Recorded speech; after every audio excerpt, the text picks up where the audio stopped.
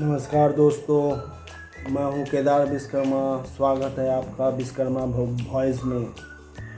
पुणे में छात्रों की गूंज महिला विशेष महासभा का आयोजन हुआ, जहां पर लोकसभा में नेता प्रतिपक्ष राहुल गांधी ने शनिवार को पुणे में महिला अधिकारों पर बात करते हुए मनुस्मृति में लिखे गए एक उद्धरण को शर्मनाक बताया। उन्होंने कहा, महिलाएं किसी के अधीन नहीं हो सकती है। उन्होंने कहा, माँ, पत्नी, बेटी के रूप में देखे जाने से कोई बुराई नहीं है, लेकिन सिर्फ यही एक आपकी पहचान नहीं हो सकती। उन्होंने दावा किया कि यह बात सीधे मनुस्मृति में लिखी गई है। इन शब्दों पर शर्म आनी चाहिए। ये शब्द कभी भी नहीं कहे जाने चाहिए थे। राहुल गांधी कहा, इस देश की सभी बड़ी ताकत यही है कि महिलाओं को आज़ाद होना चाहिए, उन्हें अपने कदमों पर खड़ा होना चाहिए, उन्हें अपने आप पर में विश्वास रखना चाहिए। आप किसी के अधीन नहीं हो सकते।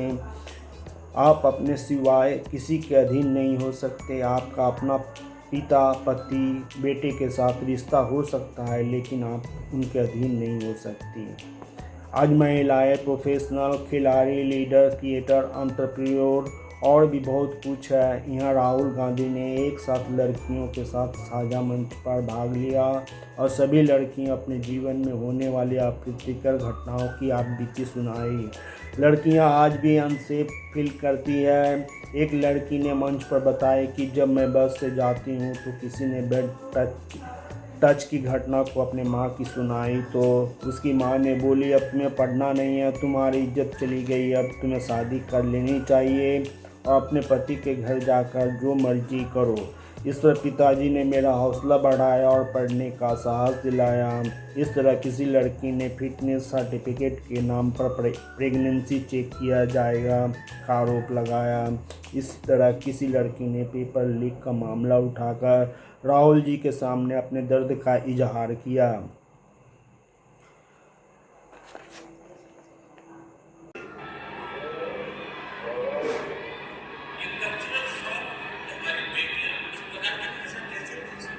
जंतर मंतर में गालियां लड़कों ने भी दी और लड़कियों ने भी दी, पर प्रधानमंत्री कह रहे हैं कि गाली देना कल्चरल शॉक लगा हमें, क्योंकि लड़कियों ने गाली दी। लड़के गाली दे तो कोई प्रॉब्लम नहीं है, उनके लिए अलाउड है, मगर अगर लड़की गाली दे तो कल्चरल शॉक है, शोभा नहीं देता। मोहन भागवत जी कहते हैं कि इंडिया में रेप होता है और भारत में रेप नहीं होता है। खट्टर जी कहते हैं कि 80% रेप महिला के कारण होते हैं। पर जो लड़कियां थी वो कुछ नहीं बोली, और अब जब मैं स्टेबल हुई कि अब नहीं, मेरे साथ ऐसा नहीं होगा, तो अभी रिसेंटली पिछले वीक में मैं अपने घर से वसई से पुणे आई। पुणे स्टेशन से ट्रेन पर मैं उतरी और वहां पर एक ड्रंक आदमी था, वो सामने से आया और लिटरली मेरे यहाँ पर ब्रेस्ट के नीचे छुआ उसने। तो मैंने उसके हाथ को पकड़ा और उसे मारा। वहां भी महिलाएं थी, वहां पे भी लड़कियां थी, महिलाएं थी, लेकिन वहां भी उन्होंने कुछ नहीं बोला। मतलब ऐसी सिचुएशन है हमारे इंडिया में, महाराष्ट्र में, कि लड़की के साथ ऐसा होता है तो भी कुछ लड़के होते हैं, लड़कियां होती हैं, वो अपने बहनों की तरफ नहीं बोलती। राहुल गांधी का पुणे कार्यक्रम शुरू से ही विवादों में रहा है। पहले तो इसकी इजाज़त देने से पहले कई शर्तें लगाई गई। इसके बाद कार्यक्रम से ठीक पहले पुणे के ही कॉलेज ऑफ इंजीनियरिंग में एबीवीपी और कांग्रेस के छात्र इकाई एनएसयूआई के बीच भिड़ंत हो गई और दोनों पक्षों ने एक दूसरे पर हिंसा के आरोप लगाए। एनएसयूआई और संघ के एबीवीपी के कार्यकर्ता आपस में ही भिड़ गए। रात के अंधेरे में चले इस बवाल में जमकर लात घूंसे चले। NSUI ने आरोप लगाया कि एबीवीपी के सदस्यों ने राहुल गांधी के कार्यक्रम का समर्थन करने वाले छात्राओं के साथ मारपीट की, उन्हें डराया, धमकाया और कमरों में बंद कर दिया।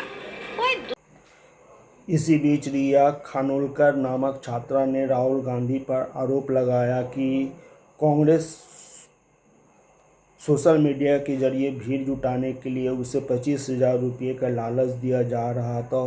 तो सुनिए इस छात्रा का बयान। है कि आपको राहुल गांधी जी का छात्रों की गूंज ये इवेंट अटेंड करना है 22 अगस्त को, यानी कि कल। And they were asking me कि आप इसके लिए कितने पैसे लोगे, आपके चार्जेस बताओ, एक्सेट्रा एक्सेट्रा स्टफ। उसके बाद मैंने उनको पूछा कि मुझे इसका ऑफिशियल इनवाइट मिलेगा, ऑफिशियल कोई इन्विटेशन है, तो उन्होंने नहीं कहा। उन्होंने कहा कि हमारा एक POC है जो आपको डायरेक्टली वेन्यू पे मिलेगा और आपको एंट्री पासेस देगा आपको। तो मैंने पूछा मुझे एक्जैक्टली करना कैसे, अटेंड करने के पैसे मिल रहे। तो इसलिए कि नहीं, आपको राहुल गांधी जी के साथ इंटरैक्ट करना है, इंटरैक्ट करने के बाद आपको वो इवेंट को कवर करना है, इवेंट कवर करके आपको 2-3 वीडियोस बना के डालने हैं। आपको भी वहाँ पे अलग अलग लड़कियों को बुलाया है, स्टूडेंट्स को, जहाँ पे आपको उनके साथ इंटरैक्ट करना है और वीडियो डालना है। So this was something like very concerning and they were ready to pay me 25,000। सो 25,000 जो फाइनल कॉल आया तो उसमें उन्होंने मेरे को 25,000 में मुझे कंफर्म किया as an influencer to go there and as a student to interact with Rahul Gandhi. I feel this is very bad because today's Gen Z is aware, today's Gen Z।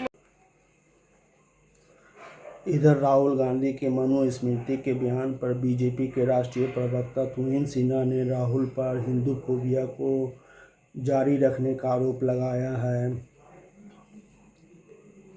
उन्होंने कहा वे दूसरे धर्मों के ग्रंथों से जुड़े मुद्दे पर उपदेश देना कब शुरू करेंगे। यह युवा मस्तिष्कों में जहरीली सोच भरने जैसा है। अब मनुस्मृति में लिखे गए एक उद्धरण को आधार बनाकर यह कार्यक्रम पूरा चलाया गया था, जिससे पता चलता है कि आप हिंदू समाज व्यवस्था के प्रति आस्थावान नहीं हैं। हर धर्म और समाज में जब लड़की जन्म लेती है तो उसकी जिम्मेदारी माता पिता की ही होती है और विवाह के बाद अपनी पत्नी की जिम्मेदारी पति की ही हो जाती है और पति की मृत्यु हो जाने पर उसकी जिम्मेदारी बेटे की ही हो जाती है। तो इसको लेकर हिंदू समाज व्यवस्था पर कटाक्ष करना आपको उचित नहीं लगता। जिस समाज में औरतों का दर्जा देवी के रूप में स्वीकार किया गया है और दुर्गा पूजा के महाअष्टमी के दिन बालिका पूजा कर देवी के रूप में स्वीकार किया जाता है, आप उसी मनुस्मृति का एक वाक्यांश उठाकर दिखाना चाहते हैं कि हिंदू धर्म सबसे बकवास और घटिया है।